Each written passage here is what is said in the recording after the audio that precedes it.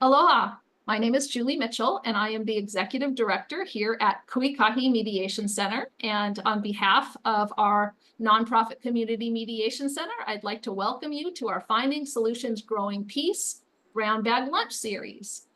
Our organization serves East Hawaii, and we are one of 5 nonprofit community mediation centers in the state. We were founded back in 1983, making us 41 years old this year. Originally, we were a program of the Island of Hawaii YMCA, and in 2006, we broke off and became our own independent organization. Our mission is to empower people to come together, to talk and to listen, to explore options, and to find their own best solutions. To achieve this mission, we offer mediation, facilitation, and training, like today's talk, to strengthen the ability of diverse individuals and groups to resolve interpersonal conflicts and community issues. And I often like to talk about there's conflict with others and there's internal conflict. We have conflict with ourselves and with others. And I think some of what Shelby's going to share today may address both.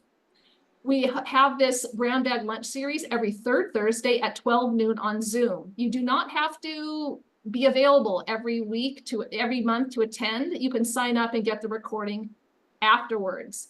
And just register on Eventbrite each time to receive the Zoom link. And let me just share that our next Brown Bag Talk will be on September 19th with speaker Kathy Tan. She'll be speaking on the topic From Conflict to Connection, Building Stronger Relationships. And I'm going to put that in the chat with a register link. So if you'd like to sign up for that, please do so.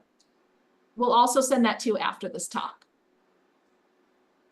So after today, we will ask you to fill out a short online survey. We'll put it in the chat box. If you can take a moment to fill it out now, we'd appreciate it. It does help us with grant funding so we can continue this free series. And if you're unable to click in, sometimes people have problem with that survey. We are going to send out an email later with the slides and a handout, the link to today's video, and we'll give you the survey link again if you're unable to click into it. If you can do it today, though, let us know. I mean, just go ahead and do it. So without further ado, let me introduce our topic, Take It Outside, Allowing Nature to Act as Mediator. And our speaker, Shelby K. Morrison. Well, first of all, you've seen her if you've been here in our Brown Bag series before. She's been with us a little bit over 3 months as our programs and communications coordinator. Now I'm going to read her other bio that she wrote up for today's talk. So Shelby is a holistic wellness facilitator, an eco-therapeutic guide who found her way back to nature after leaving the separative fundamentalist religion she was born into. Reclaiming this connection with nature allowed her to rediscover herself. Now she facilitates play shops, nature walks, moon circles, and Wheel of the Year events where individuals can remember and reclaim their own connections to nature and themselves. Please help me give a warm Zoom welcome to Shelby.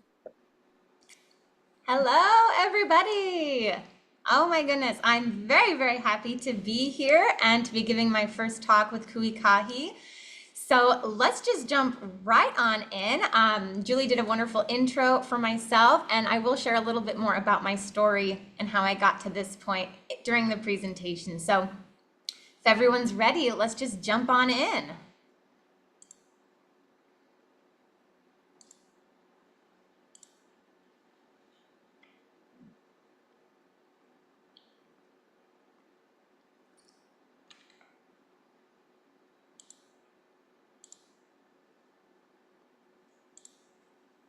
We see it, Shelby. It looks great. Full screen.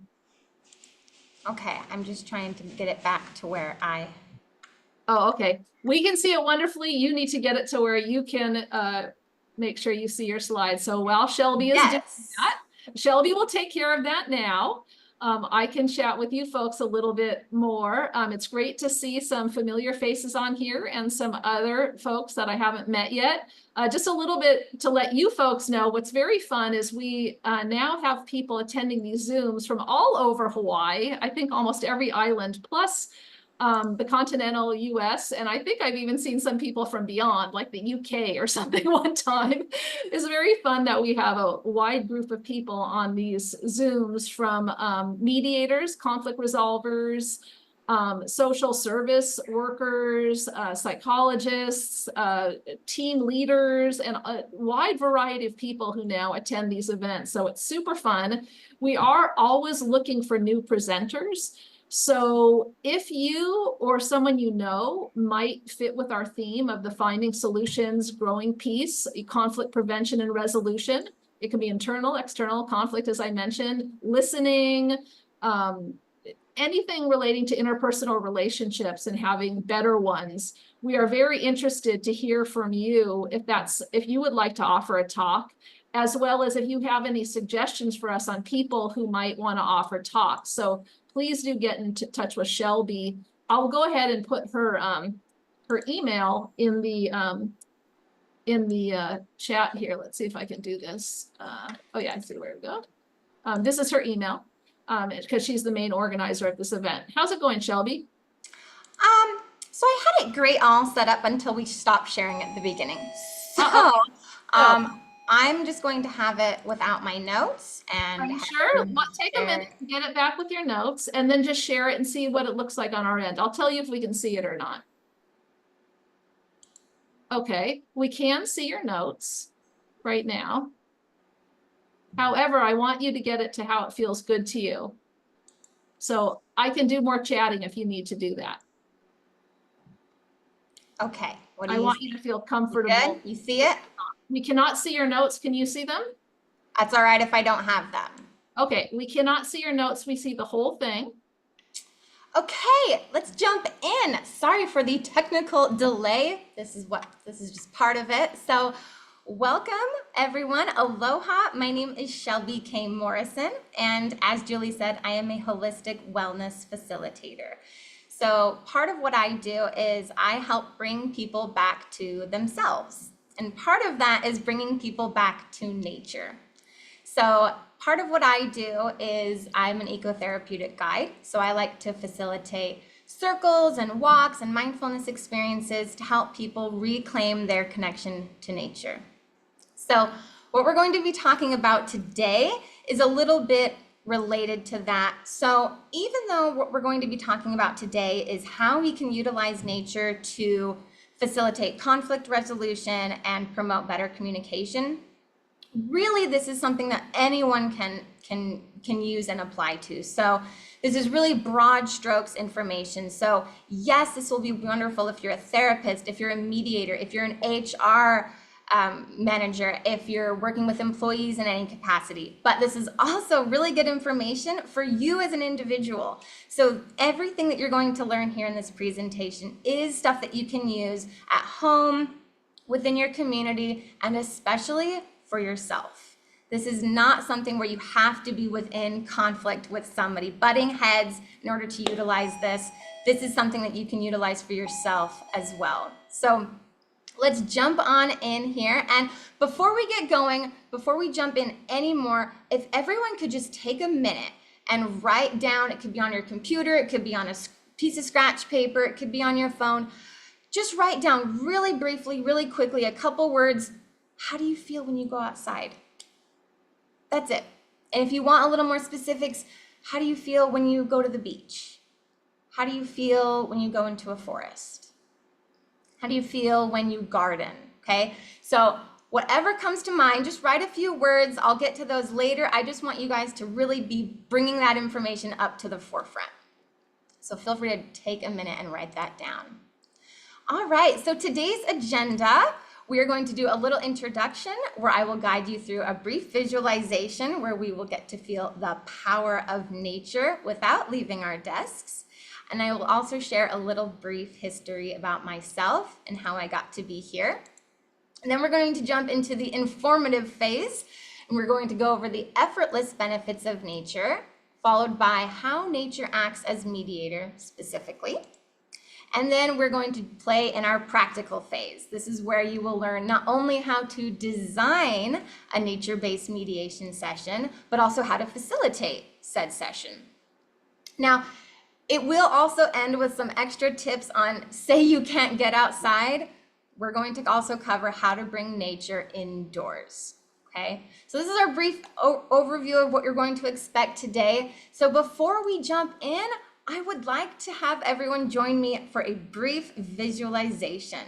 So if everyone could join me in closing their eyes, I would like to guide you on a little journey. So please find a position that's comfortable. It's all right if you're not at your desks, you can still hear me. So if you need back support, great, make sure you have that, but just get into a position that you're really comfortable and take a few deep breaths to settle in wherever you are.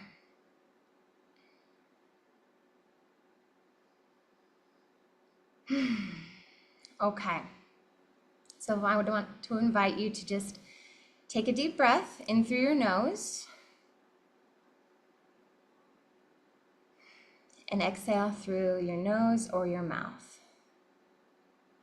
Let's do another one.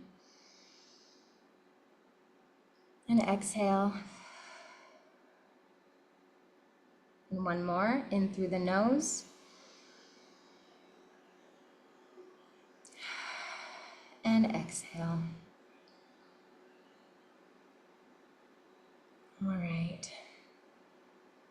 Now I would like to invite you to think back to a time, could be recent, could be a while ago, a situation or event that brought you great stress, anger, frustration. Could be as simple as spilling your coffee, or it could be a situation that you've been dealing with for a long time.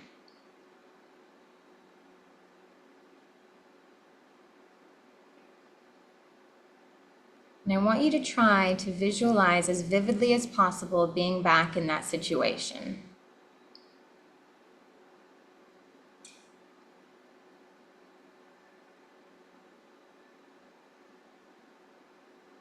And I invite you to notice how your body may be reacting. Maybe you notice some tension forming in your shoulders or your abdomen. Maybe your jaw is clenched, or you might be furrowing your brow. Just take these all in, non-judgmentally, and just be curious.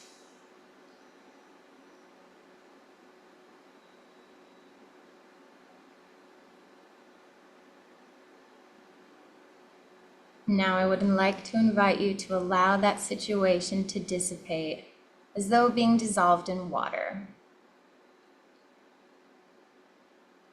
Continue to breathe deeply and slowly. And in its place, I want you to imagine you are in a lush forest.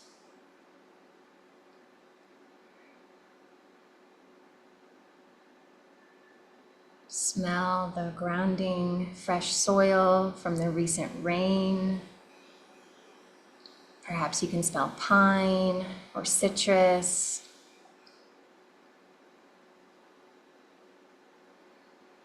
I want you to see the tall trees all around you standing guard protectively. And stretched out before you is a moss path. So inviting that you take your shoes and socks off. Feel the cool moss beneath your feet. And begin to follow this path, walking deeper into the forest. With each breeze that comes, you allow it to take your anger and your stress away as though blowing leaves from a tree.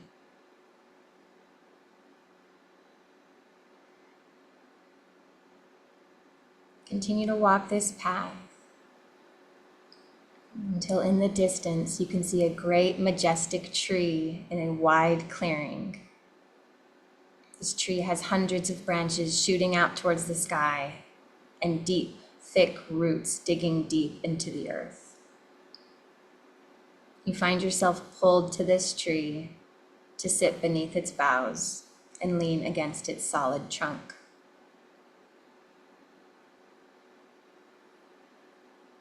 Take another deep inhale And release through the mouth. And with each inhale, you are taking in the calm breath of the forest. And with each exhale, you are allowing your energy to dissipate into the earth to be recycled. You're creating a little cycle in through the nose, the fresh air, and releasing what no longer serves.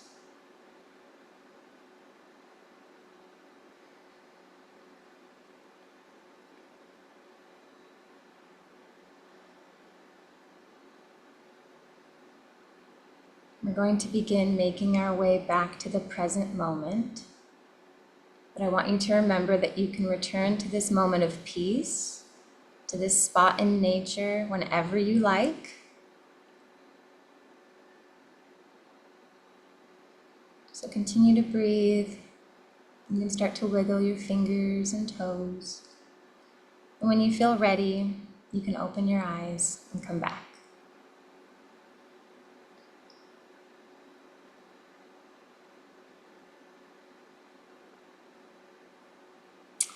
Welcome back, everyone. I hope you enjoyed that little journey. Often visualizations are a little bit longer to really get you into it, but hopefully you were able to experience something. So if everyone has a minute, I'd love to get a little bit of feedback. So if you feel called, write a couple words into the chat. Could be a couple words about how you felt during this visualization or immediately after. How do you feel now? Just a few words, type them into the chat. So if you participated, you likely experienced quite a shift in your body. Perhaps you felt your breathing become deeper. Perhaps you felt your muscles start to loosen, tension starting to ease.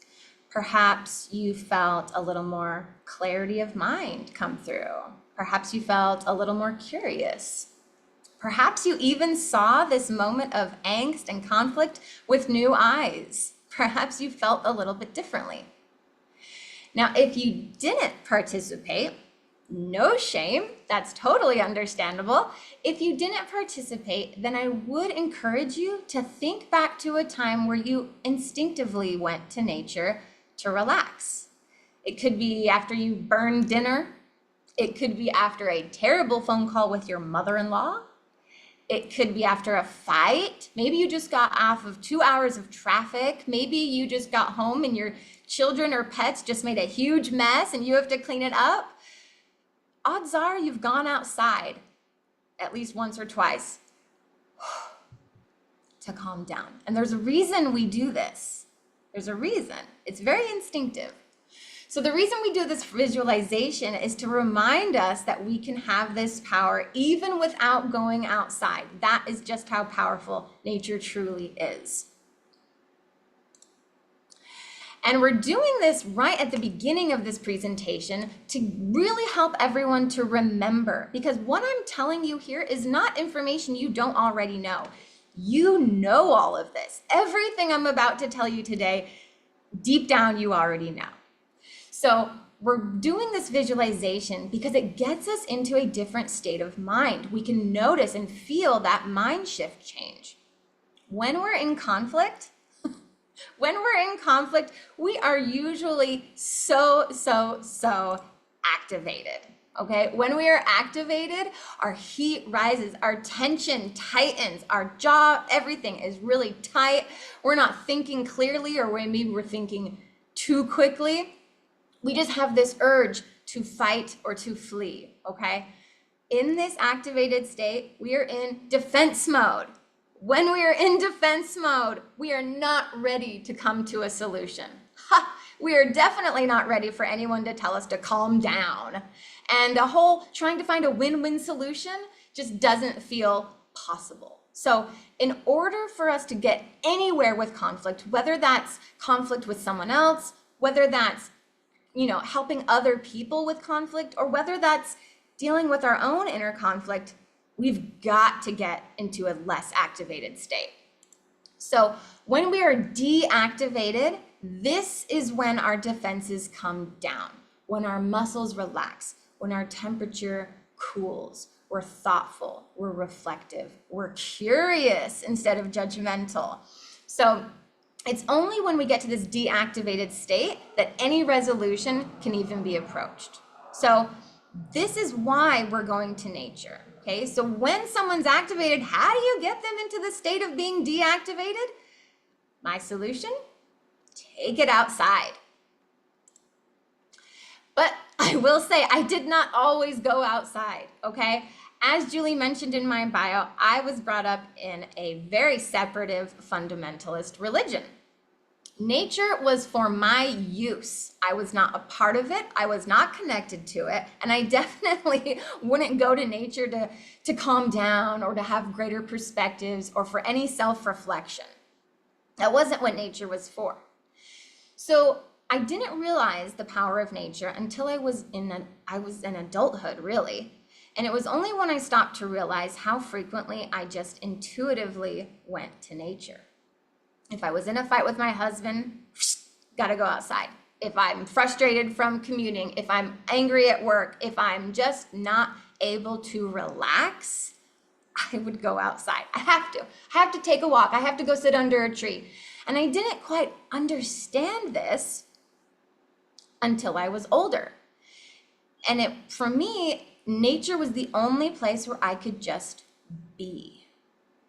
I could just be. I didn't have to think about what to do, who to be, what I wanted to accomplish, to achieve. I could just be. No one expected anything outside. The trees let me be one of them. So when I would go out into nature, effortlessly, I found friend, confidant, and therapist. I found greater acceptance. I found distraction from my current problems. I found great peace if I was activated. I was able to get present. If I'm way up in my thoughts, I could get present and connected to my body. I could have much greater perspective. I felt calm, and of course, clarity is what could finally come through when all of this was achieved. So if you're not necessarily one that would consider yourself connected to nature, put a pin in that. Because odds are you very much are connected to nature, but this is a connection that we have forgotten. It has been severed in our Western world. So getting back to nature can be a process. However, there isn't much you need to do once you get there. Effortless benefits happen with nature. So even just going outside, you are bound to get a host of benefits, starting with the release of endorphins, okay? You go outside, your cortisol levels drop, your endorphins are released. That's that happy chemical, which naturally leads to a more positive and open mind. You're also breathing in much more fresh air. So more fresh air means greater oxygen intake. And greater oxygen intake leads to greater cognitive capacity, higher energy levels, and of course, much more clarity of mind. If you go outside and you get a little bit of sun, even better.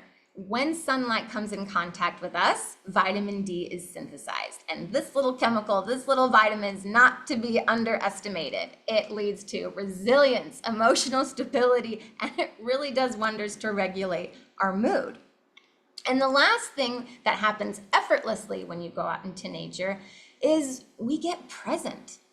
You know, we're not thinking necessarily of the future or the past. We're able to kind of just be. So our heart rate lowers, our blood pressure lowers, our tension reduces, because there's just something that happens when we step outside.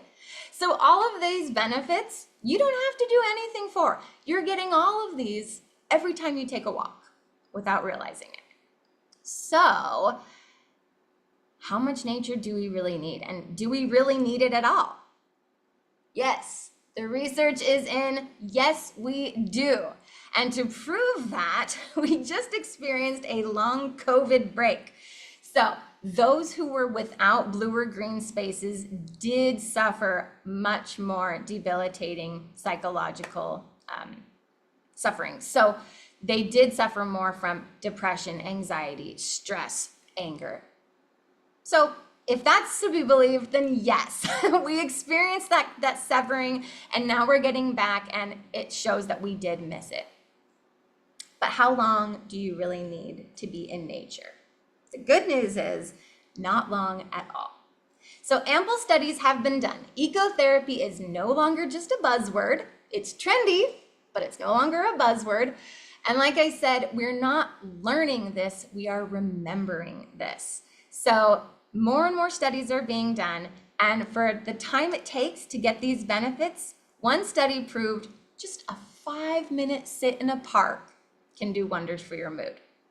If you want to step it up, another study found that 20 to 30 minutes is that prime level where our cortisol levels are able to drop 21% after just being outside for 20 minutes.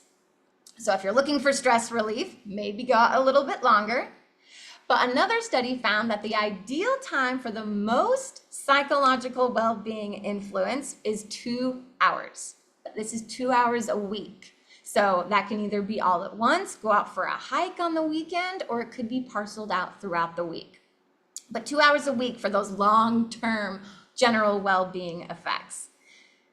That's really not too bad for all the benefits. This is not much time at all. I think we all have 20 minutes or a couple hours a week. So, but I want everyone to keep in mind too that it's not just about going outside. There can be other benefits just from a window or a picture or a video. So they've done studies with students and found that when they're taking tests, if there was a window with natural views, nature views, they would have increased in concentration, they would have a reduction in stress, and just overall a psychological well-being impact. And they've also done studies in prisons, in fact, where people who don't have that exposure to nature, they projected nature videos and nature pictures, and this found that they found a great reduction in aggressions. You know, they were resisting less when officers would arrest, they showed less violence, less aggression. So really, even just a photo or a video once in a while can really make the difference. So if your office is white, doesn't have many nature photos, maybe get some nature photos, okay? So let's move on specifically to how nature is working as a mediator. This is a very specific word I chose to use. Now, of course, it's for ikahi Mediation Center, so our focus is on conflict resolution. And nature actually does a wonderful job at acting as mediator specifically. So I've categorized it into these 5 areas. So that's space, tranquility, insight, movement, and inspiration. So jumping in, nature mediates by providing a change of environment.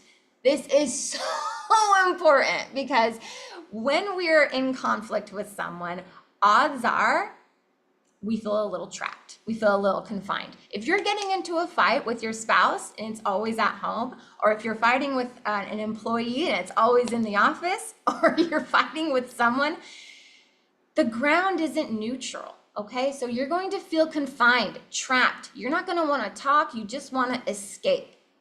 So that change of space, that change of environment puts you on a neutral ground. And when you're on a neutral ground, you don't feel trapped. Solutions can come in. You can actually feel like there's a chance of resolution. The other thing that change of environment offers is it allows you to break these negative patterns. So again, if you're used to getting into conflict, or 2 people are used to getting in conflict in the same spot, there are patterns there.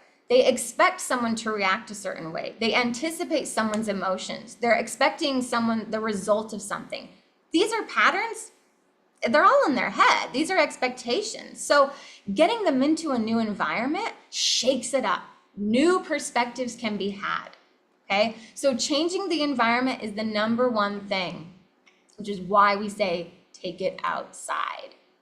But nature also provides such tranquility. And we all notice this when we go outside, but we don't always know why, or sometimes we forget how this tranquility can actually help with conflict resolution. So starting with visual beauty, when you look at the ocean, when you look at green trees, we feel that peace and serenity. We feel maybe even a little creative. because we're just surrounded by beauty. And if we're in Hawaii, like many of us are, it's very easy to look around and see so much beauty. So even myself, before the talk, I made sure to look out the window and just stare for a little bit and really soak some of that in to help calm my nerves. There's also our nose that comes into play here. So maybe you're smelling pine or citrus, but all of these little scents, without us realizing it, give us a boost. You know, it boosts our spirit. It gives us some emotional openness. It calms us down. It might make us more optimistic and positive. Have you ever smelled oranges and felt like a little sunshine inside? Yeah, these smells are so powerful. And when we go outside, we just get a host of flowers and soil and ocean and fresh air. All of this is having an impact on us. It's also about what we hear. There's a reason when we go out and we hear bird song or we hear the ocean that we feel calm, but we also feel a little bit focused. We're more present, we're aware because we're listening to these sounds. And of course, tactile engagement. We can touch nature. There's something very calming about holding a rock. There's something very calm about touching, you know, the petals of flowers. So it allows us that mindfulness, that engagement to really help us, again, be present, be in our body, be here. Okay, so all of these things take us out of our crazy mind when we're in conflict and bring us present.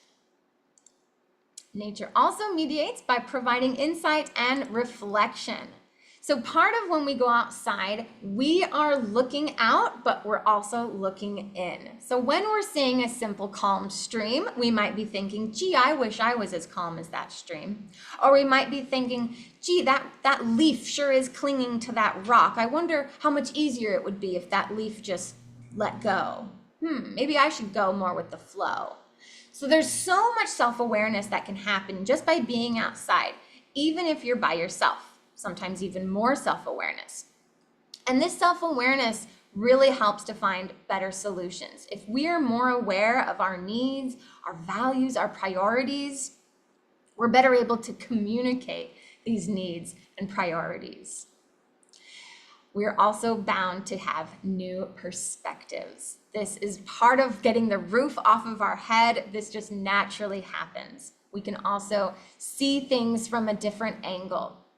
Okay, and when we have that increase in perspective, that naturally leads to more empathy and more understanding of the person we're in conflict with. And of course, if we have self-awareness and we have new perspectives together, that's going to lead to more authentic communication, okay? And when we can communicate authentically, our dialogue is going to be sincere, constructive, and actual solutions will come to. Physical movement. Now, not always, but oftentimes when we go outside, a nature walk is involved. And physical movement, as we all know, can do wonders for the mood. We all know how exercise can help with stress and depression and anxiety and all of these things. So physical movement gets us out of our head. And when we're in conflict, that's usually where we're living. We're in a state of stories. So coming out of our head into our body, we can explore what we're actually feeling instead of just thinking. So if I'm in conflict, I say, this is what I'm angry about. But if I were to come out of my head and feel into my body, I might feel, actually, I feel differently. And I'm actually going to be able to communicate that a little bit better because it's not just in my head. We're also able to have much greater ideas come to us. So as that perspective shift and the awareness and all of that, ideas are going to come to us. So more creative thinking, more mental clarity, just because we're moving the body, we're moving the brain. Ideas are flowing when we're in movement. And of course, that boost to our mood. We all know getting out and moving a little bit will naturally lead to a calmer mindset. And if you're happening to be doing this group with a group, you can also boost some camaraderie and trust here, because when you're doing some games outside or a walk in a group, you're really starting nurturing that connection and trust. When someone's on a hike and they're all kind of moaning about the same thing, or they're all observing the same thing, there's a lot of connection that forms there. And if we're able to connect with someone and feel like our trust is growing, we can be much better communicators. And lastly, nature mediates by providing creativity and inspiration. So the creative thinking comes because we're looking outside and we're getting curious. We're curious how this works and how that works and why that creature's doing that. And this curiosity is what helps us to come to new novel ideas, novel solutions for our problems, because our brains are thinking a little bit differently. We're also able to use nature for some analogies. And these analogies can help us to spark win-win solutions, because we're able to reflect and we're able to see, oh, that mountain is very strong. Well, it looks like it needs a strong base. So if we're able to create a strong base into what we need, maybe we can build higher. So you're really you can get nature analogies anywhere, and it can really influence whatever conversation you're in. So let's bring it back. That was the informative phase. That was a lot of info, but again, it was probably info you already knew. So let's bring it back in, again, reminding us of our activated and deactivated states. So refresher, activated, this is when we're tight, our defenses are up, no compassion is going to happen, no resolution is to be had. We must get to this deactivated state in order for any true resolution to happen. So we're going to jump in to how to design a nature session. Now, bear in mind, this seems formal, but it doesn't have to be. So it's formal so that those who do want to have planned, structured sessions can do so. But again, loosely take what you'd like here and use it for yourself. Use it with your partner. Use it with your neighbor. You can use however much or little of this as you would like. So briefly, how to design. Step 1, evaluate and select your location. 2, time the session, prepare the participants, gather the materials and supplies, and take safety precautions. Okay, jumping on it. So the first thing, take a look at your location. Are there trees? Are there bushes? Are there actual green things for people to look at? And, can they walk? Can they walk barefoot? Even better. Is there shade? Is there a body of water that they can touch, that they can walk through? Is there a stream that they can listen to? How easily accessible is it? Are your participants able to hike? Are they able to walk long distances? Is there a restroom? Shorter sessions really wouldn't need to worry about a restroom, but if you're going for a couple hours, might be a good idea to just check and make sure there's a restroom. Timing your session. What time of day? This can be flexible, but I always recommend morning and evening times. Morning times is when the day is fresh. There's not a whole lot on people's plates, so they're much more clear-minded first thing in the morning. And also the world just kind of seems a little bit sleepier. Evening times, same thing. The sun is setting, people are off work, they're feeling like they're calming down a little bit. This is in direct contrast to midday, where the sun is shining and people are also kind of mirroring that energy. They're a little more activated. So if you're trying to solve conflict, maybe we want to kind of keep in mind of how the energy is based on the time of day. How long it will be, as we covered, that's completely up to you and who it is that you're doing this session for. Is it just for you? Take a 5-minute walk. Is it you and a partner that you need to meet just once? Maybe 30 minutes. Maybe you're wanting to meet with an employee or a student or a coworker, but maybe you think they need more frequent meetings. So maybe you meet a couple times throughout the week, 10-minute walks or a 10-minute session. So get flexible. However much nature time you think you need, that's what you ought to do. And then keep in mind if you need extra time for any other activities. So if you want time for reflection or time for sharing or icebreaker activities, that type of thing, just make sure you do allow time for that. Prepare your participants. The biggest thing here is just making sure their expectations are set. So make sure they're wearing the right clothes, the right shoes, if they need water bottle, pen, notebook. And really it's just letting them, be aware of what's happening. Where are they going? What are they going to be doing there? What's expected of them?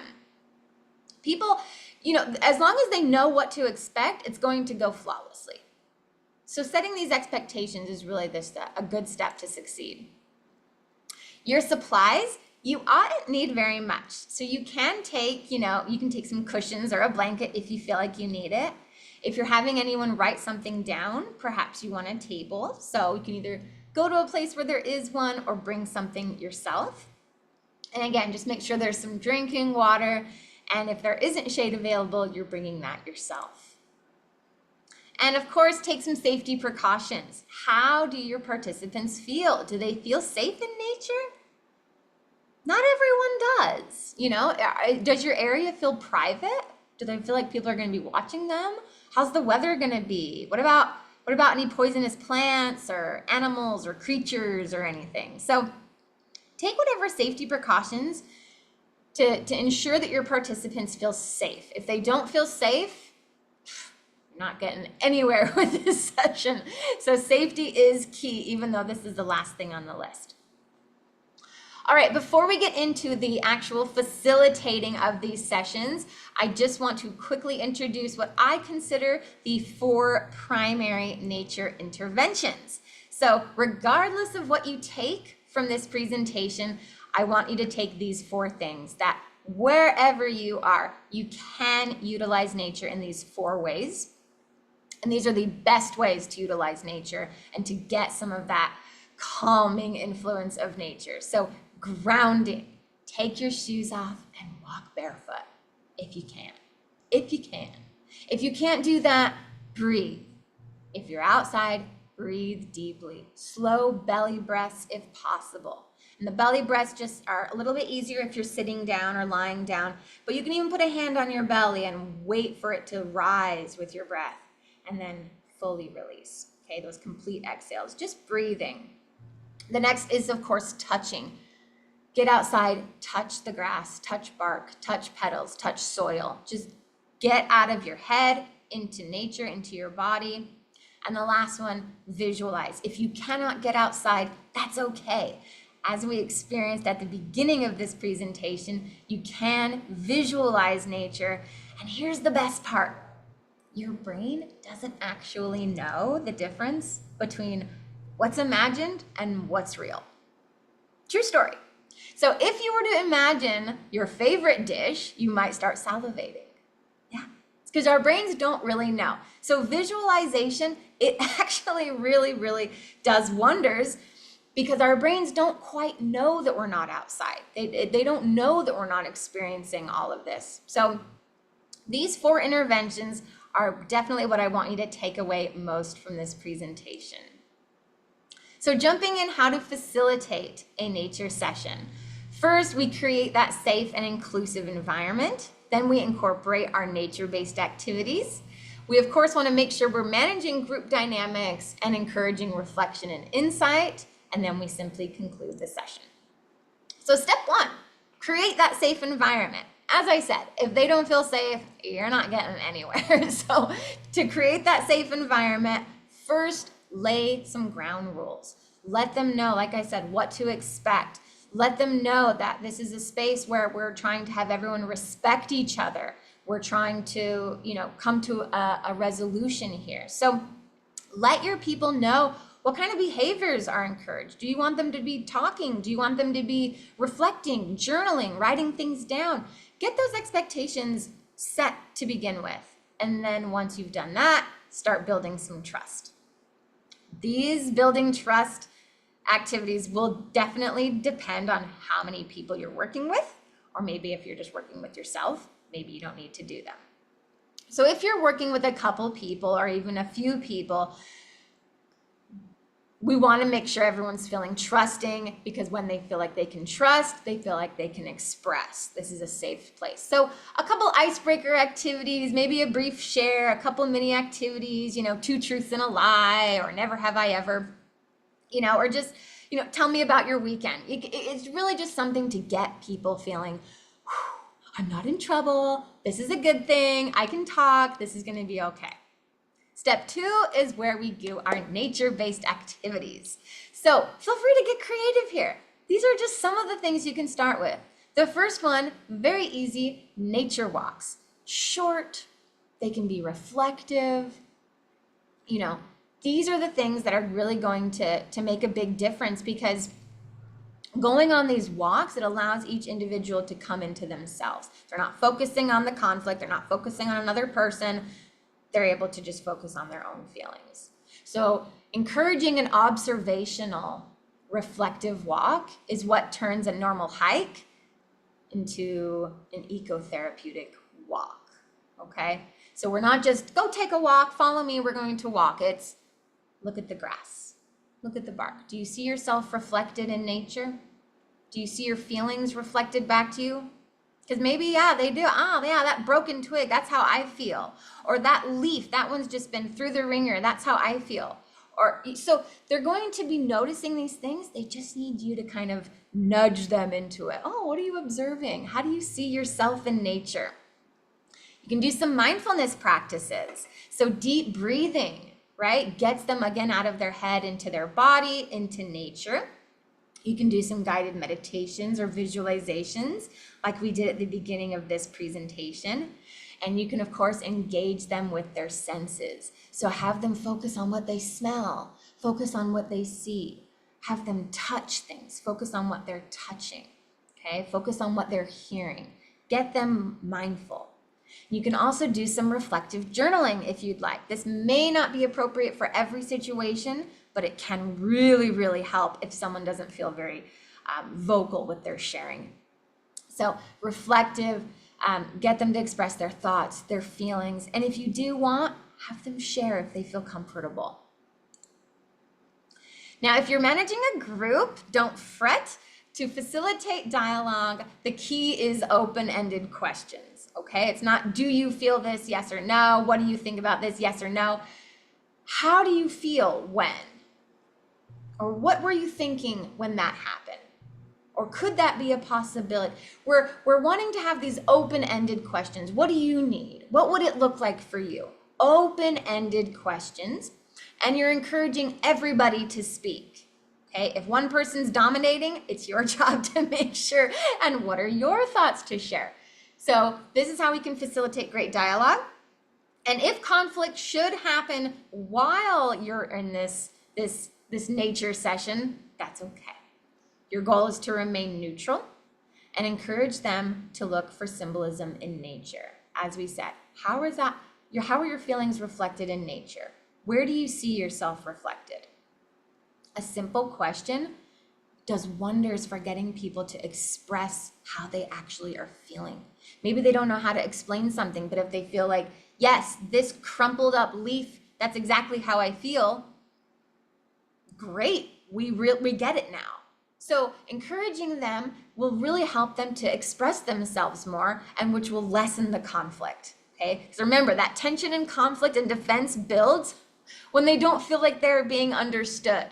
So if they don't feel like they're being understood, they're going to go into defense mode again. So getting everyone talking makes them feel understood, makes them feel heard. Conflict can be moved through quite quickly. Step 4 is encouraging that reflection and insight. So again, metaphors and symbolism. This can help us to illustrate our points or to represent feelings. So look around. This is what I get every time I go out into nature. If I am frustrated, if I feel like I can't just be, for example, I go out into nature and I look at the trees and I say, well, they can just be. Oh, that's so wonderful. It's so great that bird can just be. I'm not expecting anything of the bird. So you naturally will look for these if you're in an unbalanced state. So we just want to encourage that so it becomes second nature. And I like to use the phrase WWND, what would nature do? So if we're looking for solutions, we want to encourage solution-focused thinking. So we can look at the natural processes for inspiration. You know, ecosystems work all in like a beautiful machine. Every part plays its role. So by encouraging people to understand the processes of nature, oh, that animal works to help that animal, which makes it possible for this to happen. In nature, the rain falls, and so this is absorbed, which allows this to happen. We can see all the processes in nature, which will really help to inspire our own processes. Okay, and finally, step 5, concluding and closing. So giving a nice summary of what happened, and if possible, encouraging some reflections, a final share possibly. And if a follow-up is necessary, that's when you can plan it. So any actions that you might encourage someone to do, or if you want to set up the next nature session. So this is when you'd also throw in some of those follow-up steps. Okay, but don't worry. If you can't go outside, you can bring nature indoors. So we, of course, have our natural elements. So you can have potted plants, natural light, artwork. Okay, so bring in those natural elements.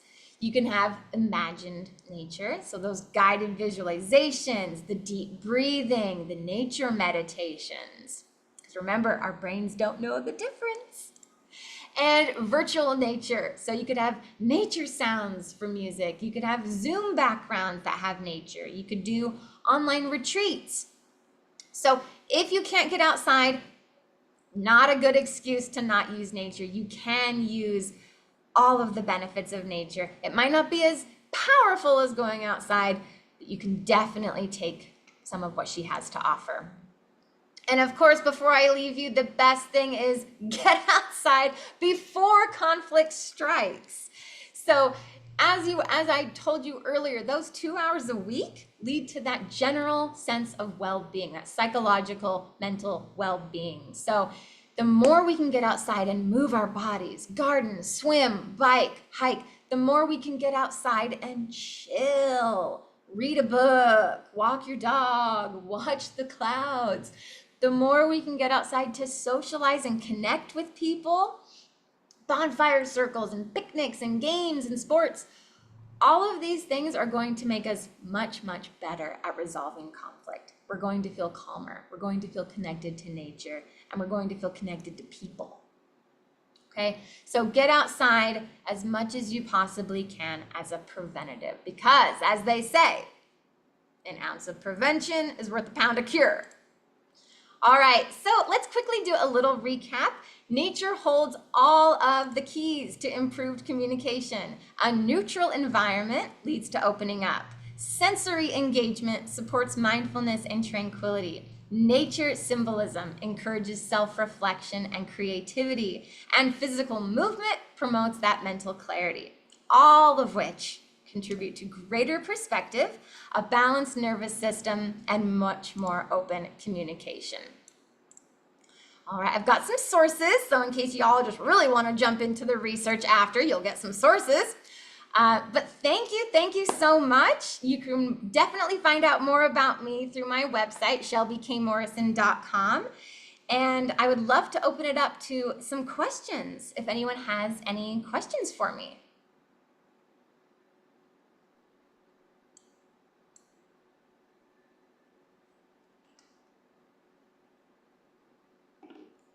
Well, we're seeing if anyone comes on. Let's see. Oh, how do you feel about aquariums? Someone is putting in the chat, Shelby. Ooh, aquarium? Yes. Yes. Oh my gosh, that's a great idea. Yes.